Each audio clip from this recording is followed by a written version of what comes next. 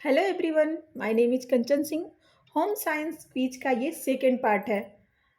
आज आपका टॉपिक क्या है? Therapeutic nutrition. आप जानते हैं हम सबसे पहले इसमें थ्योरी पढ़ते हैं, फिर उससे रिलेटेड क्वेश्चन सॉल्व करते हैं। आइए जानते हैं थेराप्यूटिक न्यूट्रिशन होता क्या है। जब हम किसी बीमारी की अवस्था में होते हैं, किसी रोग से ग्रसित होते हैं, तो ऐसी अवस्था में रोज रोज लेने वाले भोजन जो हमारे दिनचर्या में शामिल है उसे नहीं लेते। क्यों? क्योंकि आप जानते हो किसी बीमारी में हमें नमक अधिक चाहिए, किसी बीमारी में प्रोटीन कम चाहिए, किसी में वसा कम चाहिए, किसी में शुगर कम चाहिए। तो अपनी बीमारी के अनुसार, अपने रोग के अनुसार जब हम अपने आहार में परिवर्तन कर लेते हैं तो वो उपचारात्मक पोषण कहलाता है। अभी आप यहाँ देख रहे होगे plant diet, modification of normal diet, please subscribe by doctor and plan by dietitian, use to supplement the medical और सर्जिकल ट्रीटमेंट। इसका तात्पर्य क्या हुआ?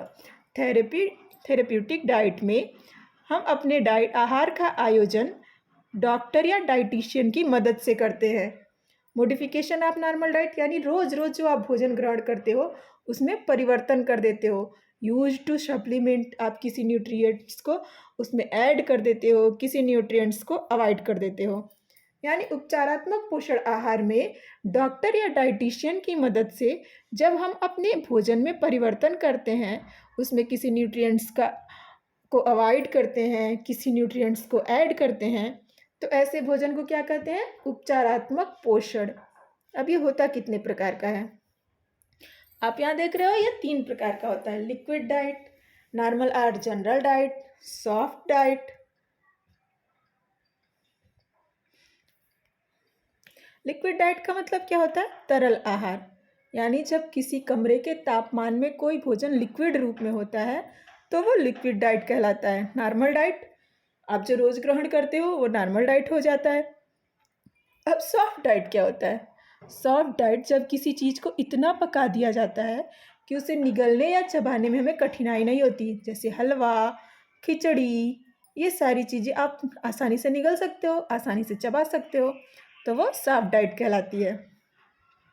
अब लिक्विड डाइट होता कितने प्रकार का है? लिक्विड डाइट 2 प्रकार का होता है, clear liquid diet, full liquid diet.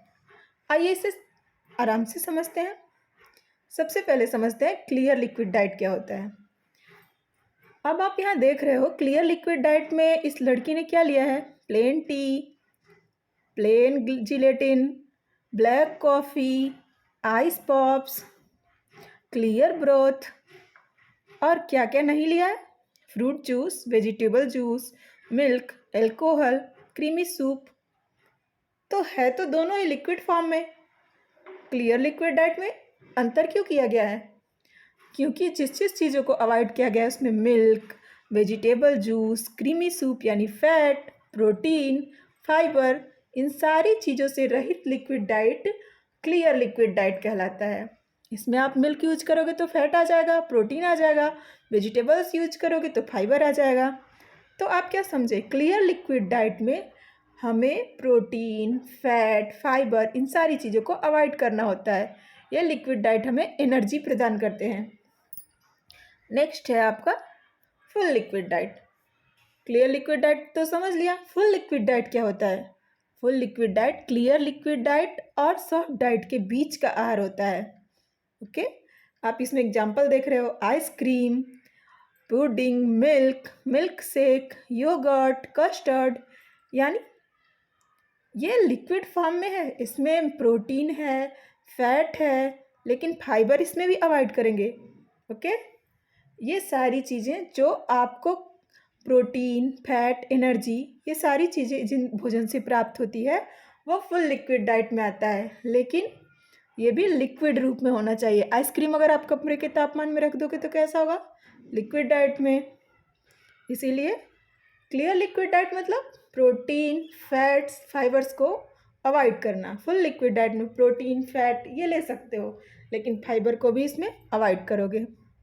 Next आपका है जनरल डाइट या नॉर्मल डाइट।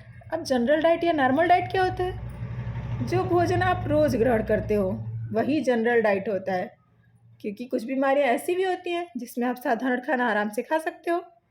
अभी सॉफ्ट डाइट, लिक्विड डाइट किस में ले सकते हो? अगर आपको चबाने में, निगलने में कोई परेशानी होती है या पाचन तंत्र में कोई प्रॉब्लम होती है, तब आप लिक्विड डाइट लेते हो। बैलेंस्ड डाइट में आपको ना तो चबाने में प्रॉब्लम है, ना निगलने में प्रॉब्लम है, ना पाचन तंत्र में कोई कमजोरी है, तो आप आराम से बैलेंस्ड डाइट या नॉर्मल डाइट खा सकते हो। यहाँ पिक में आप क्या देख रहे हो? ब्लू कलर का सिंबल आपको क्या दिखा रहा है?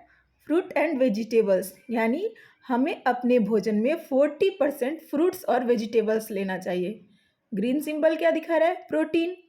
25% हमें प्रोटीन रोज ग्रहण करना चाहिए। रेड क्या दिखा रहा है? फाइबर रिच कार्बोहाइड्रेट, ऐसा कार्बोहाइड्रेट जिसमें फाइबर भी पाया जाता है, वो 25%, फैट्स 10%। ये हमारी नॉर्मल डाइट होती है, अर्थात जब आप साधारण बीमारी से गुजर रहे होते हो, किसी न्यूट्रिएंट्स की एक्स्ट्रा आवश्यकता नहीं होती है, तो हम नॉर्मल डाइट्स की बात करते हैं, जिसमें 40% वेजिटेबल फ्रूट्स, 25% प्रोटीन, 10% फैट और 25% फाइबर रिच कार्बोहाइड्रेट्स होता है। नेक्स्ट आता है आपका सॉफ्ट डाइट। सॉफ्ट डाइट आप जान गए हो ना, जिसके मुंह में, दांतों में कोई प्रॉब्लम होती है, उसे चबाने निगलने में परेशानी होती है, पर पाचन तंत्र बिल्कुल ठीक होता है, तो हम सॉफ्ट डाइट ग्रहण करते हैं। अभी सॉफ्ट डाइट में आप क्या देख रहे हो? खिचड़ी है, हलवा है, खीर है, यानी जब किसी चीज़ को बहुत ज़्यादा पका दिया जाता है। आप किसी सब्जी को ही ले लो, उसे बहुत देर तक पकाओगे तो क्या होगा? वो एक सॉफ्ट रूप में हो जाएगा, जिसे चबाने में हमें परेशानी नहीं होगी, तो वो सॉफ्ट डाइट कहलाता है। अब देखते हैं कि अगर आप मुंह से वो भोजन नहीं कर सकते हो, चबाने में, निगलने में या पाचन तंत्र में कोई परेशानी होती है, तब आप कैसे भोजन ग्रहण करते हो? आपको न्यूट्रिएंट्स तभी भी चाहिए। इसको एंट्रल वर्सेस पेरेंट्रल न्यूट्रिशन के रूप में समझते हैं। सबसे पहले आता है एंट्रल फीडिंग। अगर आपके मुंह में छाले हैं या किसी चीज़ की सर्जरी हुई है, तब आप एंट्रल फीडिंग करते हो। एंट्रल फीडिंग आप यहाँ पिक में देख रहे हो, नैसोगैस्ट्रिक ट्यूब। जब नाक के माध्यम से नली डालकर आपके पेट में पहुँचाया जाता है, तो वो नैसोगैस्ट्रिक ट्यूब कहलाता है। उस नली के माध्यम से आप व्यक्ति को भोजन दे सकते हो। फिर है आपका आरोगैस्ट्रिक ट्यूब। मुंह के माध्यम से जब आप नली डालकर व्यक्ति के अंदर भोजन पहुंचाते हो, तो वो क्या कहलाता है? आरोगैस्ट्रिक ट्यूब। गैस्ट्रोस्टोमी ट्यूब, जब आप स्टमक में डायरेक्ट नली डालते हो और उसके माध्यम से भोजन व्यक्ति के शरीर में पहुंचाते हो, तो वो गैस्ट्रोटोमी ट्यूब कहलाता है। जेजुनोस्टोमी ट्यूब, जेजुनोस्टोमी ट्यूब, जब आंतों में आप नली डालकर व्यक्ति के शरीर में भोजन पहुंचाते हो, तो जेजुनोस्टोमी ट्यूब, यानी मुंह से हम इसे नहीं खा सकते, चबाने या निगलने में परेशानी होती है, तो नली डालकर जब व्यक्ति के शरीर में भोजन पहुंचाया जाता है, तो वह एंट्रल फीडिंग कहलाता है। अब आता है आपका पैरेंट्रल न्यूट्रिशन। एंट्रल में क्या किया आपने? मनुष्य के शरीर में नली डाला और उसके माध्यम से व्यक्ति के शरीर में भोजन प्रवेश कराया। फिर ये पैरेंट्रल न्यूट्रिशन क्या होता है? मान लो आपने नली डाला, पेट में भोजन गया, वहाँ भोजन को उसने पचा लिया, लेकिन जब आपकी पाचन शक्ति कमज़ोर हो जाती है, आपके पाचन तंत्र खराब हो जाते हैं, तो ऐसी स्थिति में आप क्या करते हो? आप पैरेंट्रल न्यूट्रिशन यूज करते हो। डायरेक्ट आप क्या करते हो? अपने शरीर की जो नसें होती हैं, उसमें पोषण प्रदान करते हो। आइए समझते हैं कैसे। आप जानते हो कि जब हम भोजन ग्रहण करते हैं, हमारे पेट में जाता है, तो वो अगर कार्बोहाइड्रेट है तो वो सबसे मिनिमम किस रूप में बदलता है? बताइए। वो डेक्सट्रोज के रूप में बदलेगा। प्रोटीन है तो अमीनो एसिड के रूप में बदलेगा। फैट है तो फैटी एसिड में बदलेगा। मतलब वो अपने न्यूनतम इकाई के रूप में चला जाता है, तब हमारी नसों द्वारा वो ग्रहण किया जाता है। तो जब हम डायरेक्ट अपने नसों में वो भोजन दे रहे हैं, तो क्या करेंगे? डायरेक्ट उसका वो इकाई वाला फॉर्म उसमें डालेंगे। अब इसके भी दो प्रकार होते हैं, जैसे मान लो आप डेक्सट्रोज डालोगे नसों में, या फिर अमीनो एसिड यूज करोगे, या फैटी एसिड यूज करोगे, यानी व्यक्ति को उस समय हम सबसे लास्ट वाली सिंपल फॉर्म में जब भोजन देते हैं तो वो पेरेंटल न्यूट्रिशन के माध्यम से देते हैं। अब इसमें दो प्रकार क्या है, partial parental nutrition, total parental nutrition. आइए देखते हैं क्या होता है partial parental nutrition, total parental nutrition. आप यहाँ देख रहे हो पीपीएन, जब व्यक्ति के हाथों और पैरों में यानी छोटी शिराओं में, नसों की छोटी शिराओं में जब हम ये आहार देते हैं तो वह पीपीएन कहलाता है। ये जैसे व्यक्ति को आप देखते हो ग्लूकोज चढ़ता है, तो ग्लूकोज कहाँ चढ़ता है, हाथों में। यह किस अवस्था में दिया जाता है, जब व्यक्ति कोई आहार आसानी से चबा सकता है या फिर खा सकता है, उसे पचा सकता है, तो बस एक ज़रूरत पूरी करने के लिए, जैसे किसी में ग्लूकोज एनर्जी कम हो गया तो उसे ऊपर से ग्लूकोज चढ़ा दिया जाता है। तो पीपीएन में छोटी शिराओं में, हाथ पैर की, अब बड़ी नसों में तो ग्लूकोज वाली सुई चुभोते नहीं हो, छोटी नसों में ही चुभोते हो ना।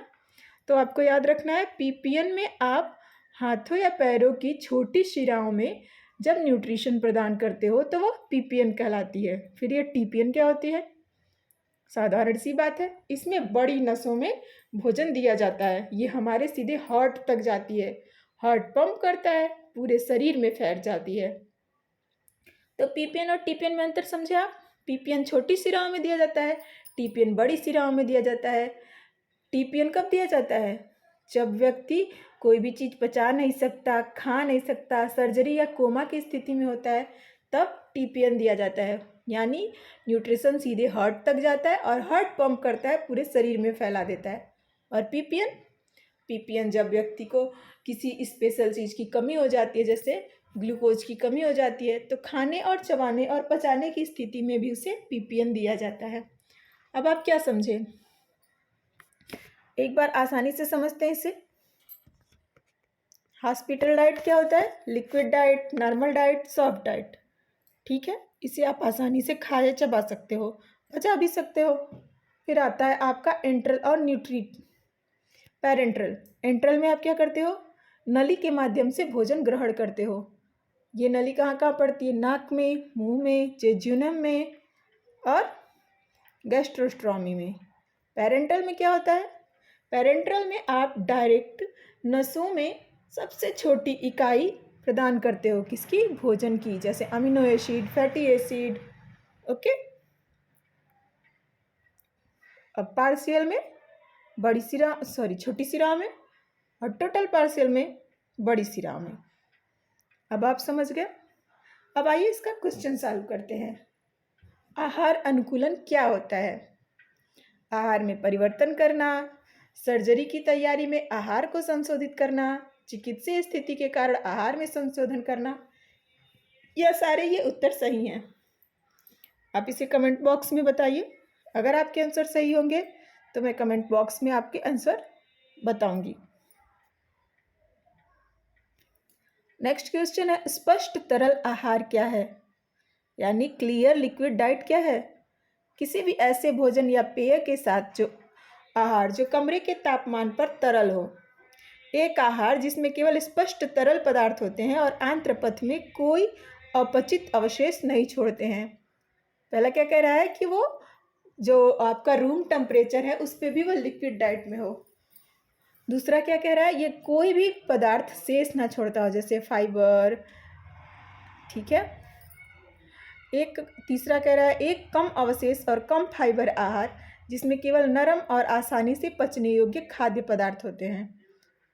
और चौथा है ऑल ऑफ दीज। इसका उत्तर कमेंट बॉक्स में दीजिए। नेक्स्ट है आपका पूर्ण तरल आहार क्या है। एक आहार जिसमें केवल स्पष्ट तरल पदार्थ होते हैं और आंत्रपथ में कोई अपचित अवशेष नहीं छोड़ते। सेकेंड, एक कम अवशेष और कम फाइबर आहार जिसमें केवल नरम, आसानी से पचने योग्य खाद्य पदार्थ होते हैं। थर्ड, किसी भी ऐसे भोजन या पेय के साथ आहार जो कमरे के तापमान पे भी तरल हो। लास्ट है कोई उत्तर सही नहीं है। नेक्स्ट क्वेश्चन है, nutrition is used to provide a liquid mixture of nutrients directly into a patient bloodstream. ऐसा कौन सा पोषण विधि है जो व्यक्ति के सीधे ब्लड स्ट्रीम में दिया जाता है, यानी नसों में दिया जाता है? Parenteral, enteral, symmetrical, tangential. What substance are generally added to total parenteral nutrition solution? कह रहा है कि टोटल टीपीएन में क्या क्या ऐड होता है? Electrolytes, trace element and vitamin. Second है आपका एंटी फंगल एजेंट, इलेक्ट्रोलाइट्स और विटामिन्स। थर्ड है आपका electrolytes, antihistamine, antagonists and vitamin. Fourth है आपका citrate preservative, electrolytes and vitamins. Next question है, what is the most common carbohydrate used in TPN? TPN में कौन सा कार्बोहाइड्रेट का फॉर्म है जो यूज होता है? डेक्सट्रोज, फ्रक्टोज, इनवर्ट शुगर की लैक्टोज?